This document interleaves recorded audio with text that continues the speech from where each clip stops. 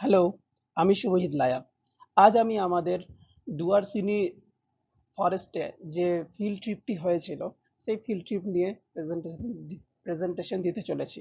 বিগত 29শে July 2026-এ sponsor teacher training কলেজের তরফ থেকে আমাদের আহ, ডুয়ার্সিনি অর্থাৎ বান্দোয়ান থেকে ঠিক 13 কিলোমিটার দূরে থাকা ফরেস্টে ফিল্ড ট্রিপের জন্য নিয়ে যাওয়া হয়। সেটি আজকে আমি প্রেজেন্টেশন দিতে চলেছি। তাহলে প্রথমেই ইন্ট্রোডাকশনে চলে আসি। এই ইন্ট্রোডাকশনের শুরুতেই আমরা প্রথমেই জেনে নিই যে একটি ইকোলজিক্যাল ফিল্ড ট্রিপ বলতে কি বোঝায়। ইকোলজিক্যাল ফিল্ড ট্রিপ বলতে সেই সব ফিল্ড ট্রিপগুলোকে বোঝায় যেগুলো খুব প্ল্যান্ড ওয়েতে হয় এবং একটি এডুকেশনাল পারপাস নিয়ে পরে এই ইকোলজিক্যাল ফিল্ড ট্রিপটি হয়ে থাকে এবং একটি নির্দিষ্ট প্লেসকে ফিক্স করা হয় এবং সেখানে গিয়ে অবজারভেশন এবং এক্সপেরিমেন্টের মাধ্যমে সেখান থেকে কিছু ডাটা সংগ্রহ করা হয় এবং এই ট্রিপটিকেই বলা হয় ইকোলজিক্যাল ফিল্ড ট্রিপ। আমাদের ইকোলজিক্যাল ফিল্ড ট্রিপের জন্য ডুয়ারসিনি নামে একটি ফরেস্টকে চুজ করা হয়েছিল, যেটি বান্দোয়ান থেকে ঠিক 13 কিলোমিটার দূরে অবস্থিত। এই ভিজিটের সময় আমরা বিভিন্ন ধরনের যে বায়োডাইভার্সিটি, ইকোলজিক্যাল ফিচার্স, এই বনের বিভিন্ন রকমের ইকোসিস্টেম এইগুলোকে পর্যবেক্ষণ করি এবং বিশেষ করে রেনি সিজন হওয়ার জন্য ফরেস্টের যে মেঝেটা সেটা স্যাঁতসেঁতে ছিল। সেই জন্য ঠিক এখানে অনেক ধরনের এমন কিছু গাছগাছড়া আমরা লক্ষ্য করি যেটা অন্য সময় ঠিক এখানে জন্মায় না। এবং এই রেনি সিজন হওয়ার জন্য এখানে আরো নানা রকমের ছোট ছোট যে ছোট ছোট যে পোকামাকড় আছে সেগুলো আমরা লক্ষ্য করেছি।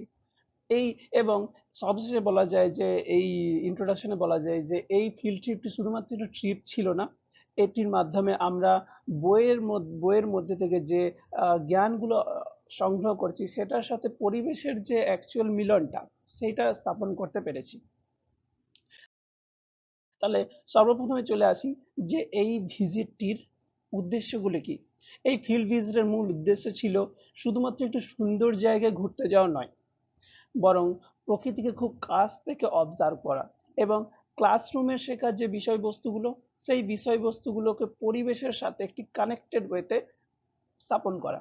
প্রথমত আমাদের যে উদ্দেশ্যটা ছিল, অবজেক্টিভ ছিল, যেটা হচ্ছে বায়োডাইভার্সিটিকে অবজার্ভ করা।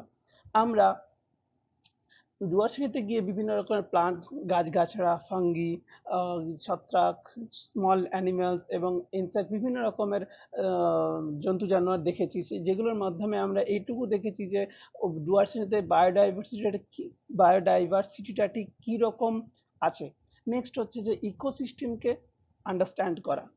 ডুয়ার্সিটিতে ফরেস্টের যে মেঝেটা সেটা শুকনো পাতা, ভেজা মাটি, মস, মাশরুম এই সব কিছু দিয়ে ইকোসিস্টেমের বিভিন্ন রকম অংশের সাথে কানেক্টেড ছিল।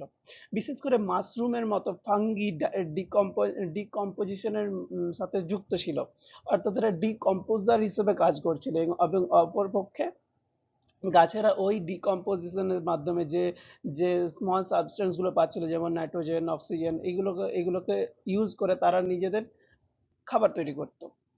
এই সব কিছুকে বোঝার জন্য, অর্থাৎ ইকোসিস্টেমের টোটাল যে সাইকেলটা বোঝার জন্যই আমাদের এই ফিল্ড ট্রিপটি অ্যারেঞ্জ করা হয়েছিল। নেক্সট হচ্ছে কি না, ফিল্ড স্কিলকে ডেভেলপ করা। ফিল্ড স্কিল বলতে কি বোঝায় না, কোনো একটা ফিল্ডে গিয়ে আমরা স্টাডি করব, স্টাডির মাধ্যমে বিভিন্ন রকম অবজারভেশন এক্সপেরিমেন্ট করব। এই স্কিলটা যতক্ষণ না আমরা কোনো একটা অ্যাকচুয়াল স্টাডি এরিয়াতে যাচ্ছি, ফিল্ড স্টাডি এরিয়াতে যাচ্ছি, ততক্ষণ আমরা ডেভেলপ হবে না। ঠিক এই স্কিলটা ডেভেলপ করার জন্যই আমাদের এই ভিজিটটা করা হয়েছিল। নেক্সট কি না, এনভায়রনমেন্টাল অ্যাওয়ারনেস। আমরা সকলেই জানি যে আজকালকার দুনিয়াতে এনভায়রনমেন্ট একটা ডিগ্রেডেশন একটা ফর্মে চলে গেছে। প্রতিনিয়ত এনভায়রনমেন্টটা ডিগ্রেড হচ্ছে এবং এই ডিগ্রেড থেকে বাঁচানোর জন্যই আমাদের যে শিক্ষিত সমাজকে অ্যাওয়ার হতে হবে কিসের দিক থেকে না, এনভায়রনমেন্টাল কনজারভেশনের দিক থেকে। এই এনভায়রনমেন্টাল কনজারভেশনের যে অ্যাওয়ারনেসটা সেটা বিল্ড করার জন্যই আমাদের এই ভিজিটটি হয়েছিল। নেক্সট চলে আসি যে আমরা যেখানে গিয়েছিলাম অর্থাৎ ডুয়ারসিনি, এই ডুয়ারসিনির ঠিক ডেসক্রিপশনটা। প্রথমেই আসি লোকেশন। এটা পুরুলিয়ার ম্যাপ। পুরুলিয়ার ম্যাপে বিভিন্ন রকম জায়গা আমরা এখানে দেখতে পাচ্ছি, যেমন পাঞ্চেত ড্যাম, অযোধ্যা হিল, তারপরে জয়চণ্ডী পাহাড়। এইসব টুরিস্ট প্লেসের মধ্যে ঠিক এই নিচ দিকে যেখানে স্টারটি আছে, এই স্টার অর্থাৎ এই বান্দোয়ান এরিয়াতে বান্দোয়ান এরিয়া, 1 মিনিট দাঁড়ান আমি দেখিয়ে দিচ্ছি। এই বান্দোয়ান এরিয়া, এই স্টারের এখানে ঠিক বর্ডার এরিয়ায়, অর্থাৎ বিহার, সরি, পুরুলিয়া এবং ঝাড়খণ্ডের যে বর্ডার এরিয়া, এই বর্ডার এরিয়াতেই ডুয়ার্সিনি ফরেস্টটা বর্তমান। নেক্সট কি? নেক্সট হচ্ছে টপোগ্রাফি। এই টপোগ্রাফি অর্থাৎ ভূপ্রকৃতি। ডুয়ার্সিনি টপোগ্রাফি বলতে বোঝানো হয় যে এটা যেহেতু হিল এরিয়া এবং খুবই উঁচু নিচু ঢিপিতে ভর্তি, এবং এই যে ডুয়ার্সিনি এরিয়াতে ছোট ছোট বিভিন্ন ধরনের গাছপালা দেখতে পাওয়া যায়। এবং সব থেকে বড় ব্যাপার কি না, এটা হচ্ছে ছোটনাগপুর প্লেটুর একটা অংশ। নেক্সট কি? নেক্সট হচ্ছে যে ন্যাচারাল এনভায়রনমেন্ট এবং বায়োডাইভার্সিটি। আমরা যে ডুয়ার্সিনিতে গেছিলাম, ডুয়ার্সিনির এনভায়রনমেন্টে, প্রকৃতিতে প্রচুর পরিমাণে শাল, সেগুন, পিয়াল, পলাশ গাছ দেখতে পেয়েছিলাম। এবং তার সাথেই এখানে অনেক, যেহেতু বর্ষাকালে গেছিলাম, বর্ষাকাল ছাড়াও বিভিন্ন অন্য টাইমেও এই অঞ্চলে খুব বেশি পরিমাণে জলস্রোত দেখতে পাওয়া যায়, ঝর্ণা দেখতে পাওয়া যায়। এবং বায়োডাইভার্সিটির অন্তর্গত যদি দেখা হয় তাহলে সেখানে বিভিন্ন রকমের ছোট ছোট যে অ্যানিমেল এবং বড় অ্যানিমেল বলতে হাতিও দেখতে পাওয়া যায়। নেক্সট চলে আসি এই ঝর্ণাটিও হচ্ছে যে ওখানের একটি এনভায়রনমেন্টের একটি অংশ। নেক্সট হচ্ছে অ্যাক্টিভিটিস এবং ফিল্ড মেথড। আমরা ওখানে গিয়ে ঠিক কি কি কাজ করেছিলাম এবং আমাদের ফিল্ড মেথডটা কি ছিল, সেটা নিয়ে এই স্লাইডে আলোচিত হবে। এবার আমি বলি যে আমাদের প্রধান যে কার্যক্রম ছিল ফরেস্ট এবং আশেপাশের যে এলাকায় নেচার ওয়াক করা এবং সরাসরি প্রাকৃতিক পরিবেশকে পর্যবেক্ষণ করা। এই সময় আমরা বিভিন্ন ধরনের ফাঙ্গি, মস, তারপরে যে সবুজ হারিয়ালি ওইগুলো লক্ষ্য করেছিলাম। এবং তার সাথে ছোট ছোট যে কীটপতঙ্গ, যেমন ফড়িং, ঘাস ফড়িং, তারপরে আহ মিলিপিড, কেন্নই, এগুলো সবই আমরা লক্ষ্য করেছিলাম। তারপরে আমরা যে অর্গানিজম এবং ইকোলজিক্যাল পিকচার্স গুলো দেখতে পেয়েছি, সেগুলো আমরা ফটোগ্রাফ নিয়েছি। এই ফটোগ্রাফ গুলোই আমি পরবর্তীকালে অন্য স্লাইডে আলোচনাও করব। এবং সেগুলোকে নিয়ে রিপোর্টিং করা হয়েছে। এবং এই সব যে জায়গাগুলো ঘোরার জন্য আমরা ঠিক দুটো দুটো টুকটুক অর্থাৎ দুটো অটো আমরা ভাড়া করেছিলাম। টোটাল 12 জন স্টুডেন্ট এবং 2 জন প্রফেসর ছিল। সেই রকম ওই অটোতে বসে বিভিন্ন জায়গায় ঘোরাঘুরিও করা হয়। এর সাথে সাথে ওই, যেহেতু আমাদের কোনো পার্সোনাল গাইডার ছিল না, ওই 2 জন টুকটুক ড্রাইভারই, অটো ড্রাইভারই ছিল লোকাল। এবং ওই লোকাল যেহেতু তারা ছিলেন, তাই তারা ওখানকার জায়গা সম্পর্কে খুব ভালোই ওয়াকিবহাল ছিলেন। এবং তারাই ভালো ভালো যে স্পট, ভালো ভালো ইকোলজিক্যাল স্পট, ঝর্ণা, যেখানে বায়োডাইভার্সিটি খুব বেশি পরিমাণে দেখতে পাওয়া যায়, সেই সব জায়গায় তারা নিয়ে গিয়েছিলেন। এবং তারাই সেখানের স্থানীয় লোকেদের সাথে কথাবার্তা বলিয়ে দেওয়া, বিভিন্ন ধরনের গ্রামে নিয়ে যাওয়া, এইসব কিছু তারাই করেছিলেন। অর্থাৎ আমাদের এই ফিল্ড মেথড মূলত অবজারভেশন, ফটোগ্রাফি এবং নন ডিস্ট্রাকটিভ ফিল্ড স্টাডির উপর ভিত্তি করে হয়েছিল। নেক্সট চলে আসি যে কি কি বায়োডাইভার্সিটি আমরা অবজার্ভ করেছিলাম। প্রথম কথা এটা যে যেহেতু ডুয়ার্সিনি যে ফরেস্ট এরিয়াটা, যেহেতু ফরেস্ট এরিয়া, তাই এখানে ফরেস্ট এরিয়ার সাথে একটু হিলি এরিয়াও, তাই এখানে সেই সব গাছপালা খুব বেশি পরিমাণে লক্ষ্য করা যাবে যেগুলো একটু পাহাড়ি অঞ্চলে দেখতে পাওয়া যায়। এগুলো বাদ দিয়েও এখানে শাল, সেগুন, পলাশ, পিয়াল, বিভিন্ন রকমের বড় বড় গাছপালা তো দেখতে পাওয়া যায়। এবং ছোট ছোট যে গাছগাছরা রয়েছে, এছাড়াও বর্ষাকালে রেইনি সিজনে যেসব গাছগুলো হয়, যেমন মস, ফাঙ্গি, এগুলোও খুব বেশি লক্ষ্য করা গিয়েছিল। এখানের মধ্যে এই কিছু ধরনের ফাঙ্গি আমরা বেশি লক্ষ্য করেছিলাম, যেগুলো শহরি এলাকায় কিংবা উইদাউট বর্ষাকাল ঠিক লক্ষ্য করা যায় না। যে তাদের মধ্যে হচ্ছে প্রথমের এই ছবিটা এখানে আমরা লক্ষ্য করেছিলাম যে এমন একটা ফাঙ্গি ছত্রাক, যেটার চারিপাশে ঠিক মাঝখানটাই ডিমের কুসুমের মতন একটু হলদে ভাব এবং চারপাশটা সাদা ভাব। এইরকম যে ফাঙ্গিটা আমরা লক্ষ্য করেছিলাম, সেটা আমরা ছবি তুলি এবং এটাকে পরে এসে জানতে পারি এই স্পিসিসটার নাম হচ্ছে প্লিউটোরাস সিট্রিনো প্লাইটেরাস। এবং তারপরে আরো একটি ছত্রাক আমরা দেখতে পাই, যেটা সম্পূর্ণরূপে গোল্ডেন ইয়েলো ছিল, যেটাও ঠিক একই স্পিসিস বলে আমরা ধরে নিচ্ছি। যদি আমি বলে রাখি, এই সমস্ত স্পিসিস গুলোর একদম কনফার্মেশন আইডেন্টিফিকেশন আমরা করিনি, কারণ আমাদের যেহেতু ভিজিটটাই ছিল সম্পূর্ণ অবজারভেশন বেসড, আমরা কোনো রকম ল্যাবরেটরিতে এক্সপেরিমেন্ট করার জন্য কোনো রকম স্পেসিমেন যেহেতু আমরা তুলে আনিনি, সেই জন্য শুধুমাত্র ফটোগ্রাফির উপর বেস করেই আমরা এদের আইডেন্টিফিকেশন করার চেষ্টা করেছিলাম। এরপরে থার্ড যে ছবিটা, এই ব্রাউন কালারের যে ফাঙ্গাসটা দেখতে পাওয়া যাচ্ছে, এটা হচ্ছে জিমনোপিলাস জিউনোনিয়াস গ্রুপের একটি আম, ছত্রাক ছত্রাক এবং সবার শেষে যে সাদা রঙের যে ছত্রাকটি দেখতে পাওয়া যাচ্ছে, এই ছত্রাকটি হচ্ছে একটি সেপ্টোফাইটিজম, যে পুষ্টি প্রক্রিয়া, সেই পুষ্টি প্রক্রিয়ার মধ্যে পড়ছে, এবং এটাকেও প্রবাবল একটা আইডেন্টিফিকেশন হিসেবে ধরে নেওয়া হয়েছে যে এটা রাসালা, যে রাসালা যে গ্রুপ, সেই গ্রুপের অন্তর্গত একটি ছত্রাক। নেক্সট চলে আসছি যে আদার কি অর্গানিজম আমরা দেখেছি। এখানে হচ্ছে যে আমি প্রথম থেকে যে বলে আসছি যে সেন্টিপিড মিলিপিড যেটা দেখতে পেয়েছিলাম, সেটাই হচ্ছে এটা সিলিন্ড্রিক্যাল মিলিপিড। আমরা লক্ষ্য করেছিলাম যে মিলিপিড ডে আমরা ঝর্ণা যখন দেখতে গেছিলাম ঠিক তখন এটা লক্ষ্য করেছিলাম, এবং তার ছবিও তোলা হয়েছে। এবং সেকেন্ড যে ছবিটা, এটা হচ্ছে যে ল্যাকটেরিয়াস ক্যাম্পো রেটাস নামে একটি ছত্রাক আছে, ব্রাউন কালারের যে ছত্রাকটি, এই ছত্রাকটি আমরা লক্ষ্য করেছিলাম। এই ছত্রাক এবং এই যে সেন্টিপিড, এই মিলিপিড, এই দুটো বাদেও কিন্তু আমরা আরো একটা জিনিস দেখতে পাচ্ছি কি না, এই ছত্রাকটি যেখানে জন্মেছে তার আশেপাশে অনেক মস আছে।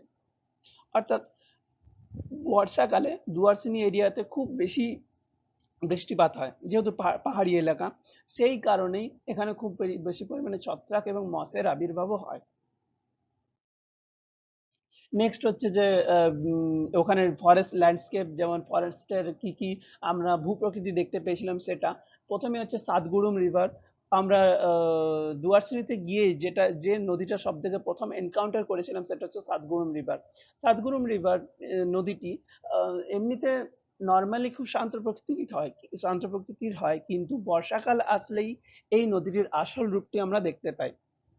নর্মালি নর্মালি জলটার যে কালার ওটা স্বচ্ছ হয়, কিন্তু বর্ষাকালের সময় কাদামাটি যুক্ত একটা জল দেখতে পাওয়া যায়। এই সাতগুড়ুম নদীর পাশেই গড়ে উঠেছিল একটি বিভিন্ন রকমের বায়োডাইভার্সিটি ইকোসিস্টেম, এগুলো থাকেই। সেকেন্ড যেটা হচ্ছে গ্রিন হিল, এটা হচ্ছে যে গ্রিন হিল এবং এগ্রিকালচার ল্যান্ড যেটা দেখাচ্ছে, এখানে আমরা এমন একটি ভূপ্রকৃতি দেখেছিলাম যেটাকে বলা হয় মিনি পেহেলগাম। নেক্সট হচ্ছে যে এরকম পাহাড়ি এলাকাও আমরা ওখানে অনেক দেখতে পেয়েছিলাম, পাহাড়ি এলাকায় ভর্তি। নেক্সট নেক্সট হচ্ছে ইকোলজিক্যাল সিগনিফিক্যান্স। এখানে আমরা যে ফিল্ড ভিজিটের যে ইকোলজিক্যাল সিগনিফিক্যান্স বা পরিবেশগত গুরুত্বগুলো আছে সেগুলো আমরা আলোচনা করব। প্রথমত হচ্ছে যে ফরেস্টের যে হারিয়ালি বা ভেজিটেশন যেটা আমরা দেখেছিলাম, সেটা মাটিকে স্থিতিশীল রাখতে সাহায্য করে এবং বিভিন্ন ধরনের অর্গানিজমের জন্য হ্যাবিটেট এবং ফুডের সোর্স হিসেবে খুব বেশি পরিমাণে কাজ করে এই গাছপালাগুলো। দ্বিতীয় হচ্ছে বর্ষাকালে পরিবেশের আর্দ্রতার কারণে এখানে বিভিন্ন রকম ফাঙ্গি, মস, বিভিন্ন রকমের ডিকম্পোজার জাতীয় যে অর্গানিজমগুলো সেগুলো জন্মায়। এতে কি হয়, লাভ কি হয় না, এতে একটি মাইক্রো হ্যাবিটেট তৈরি হয়। আমাদের ভিজিটের সময় বিভিন্ন ধরনের মাশরুম এবং ছোট অর্গানিজম দেখতে পাওয়ার এটিও একটি কারণ। তৃতীয়ত কি না, সাতগুড়ুম যে নদীটা ছিল, এই নদীর এলাকায় বিভিন্ন রকমের ইকোলজিক্যাল এনভায়রনমেন্টের গুরুত্বপূর্ণ অংশ আমরা দেখতে পেয়েছিলাম। এটি জলভাগের আশেপাশের হ্যাবিটেট উপর বিভিন্ন রকম প্রভাব ফেলেছিল, পুরো ল্যান্ডস্কেপের সঙ্গে একটি গুরুত্বপূর্ণ ইকোলজিক্যাল কানেকশনও তৈরি করেছিল এই সাতগুড়ুম নদীটি।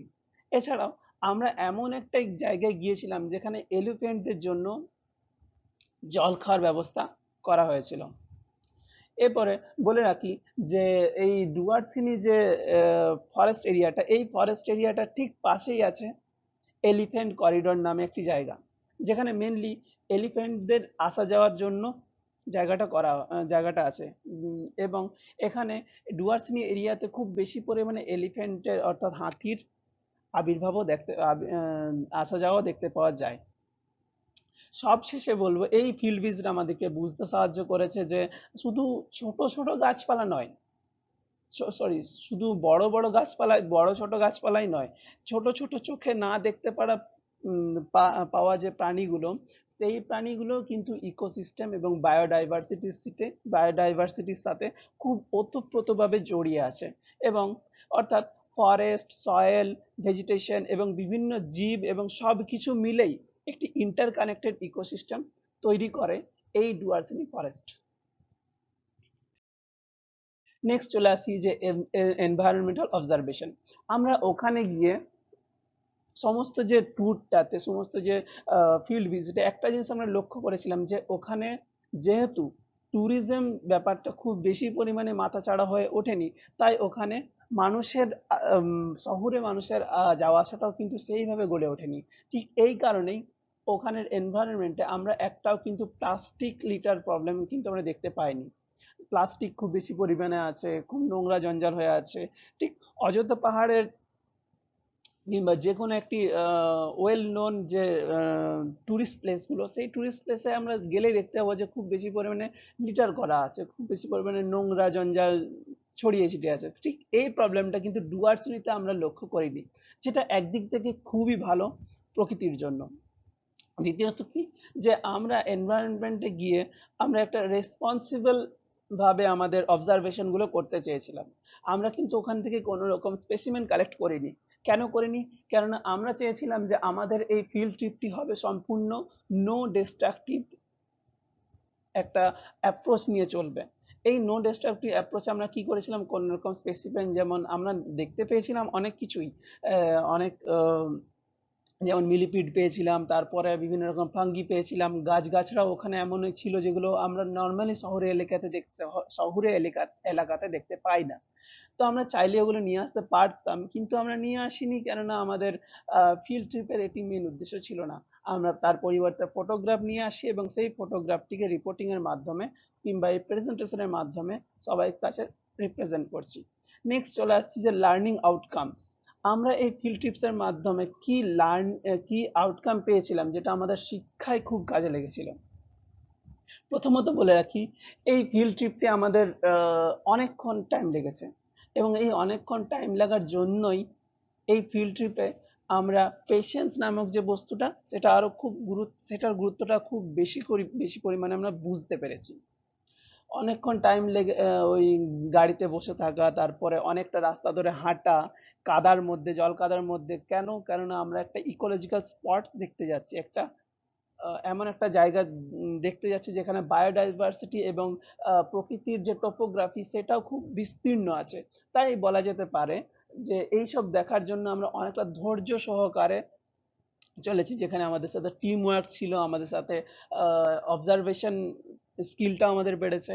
এইসব কিছু অবজারভেশন, পেশেন্স, তারপর হচ্ছে যে এক্সপেরিমেন্ট বেস, এইসব যে স্কিলগুলো আমাদের খুব বেশি পরিমাণে ইভলভ হয়েছে। নেক্সট চলে আসি কনক্লুশনে। কনক্লুশনে আমি এটাই বলবো যে আমাদের এই ভিজিটটি সত্যি একটা ফ্যাবুলাস এক্সপিরিয়েন্স ছিল, যেখানে আমরা শুধুমাত্র একটা নতুন জায়গায় দেখতে গেছি এমন না, বরং প্রকৃতি পরিবেশকে খুব কাছ থেকে অবজার্ভ করার সুযোগও পেয়েছি। এই ভিজিটের সময় আমরা বিভিন্ন ধরনের যে বিভিন্ন ধরনের ফাঙ্গি, তারপরে গাছগাছড়া, তারপরে বিভিন্ন ধরনের পোকামাকড়, ছোট ছোট পাখি, যদিও পাখিগুলোর আমরা ঠিকভাবে ছবি তুলতে পারিনি, এইসব লক্ষ্য করেছি। এবং ভূপ্রকৃতিকেও খুব কাছ থেকে লক্ষ্য করেছি, এবং সবশেষে আমাদের যে বইয়ে পড়ে যে নলেজটা আমরা নিয়েছি, সেই নলেজটার সাথে প্রকৃতিকে আমরা ইন্টারকানেক্টেড ওয়েতে দেখতে পেরেছি। এবং সবশেষে বলবো, ডুয়ার্সিনি ভিজিটটা শুধুমাত্র একটা ট্যুর ছিল না, এটা লাইফকে আরো নতুন ভাবে দেখার একটা রাস্তা ছিল। ধন্যবাদ।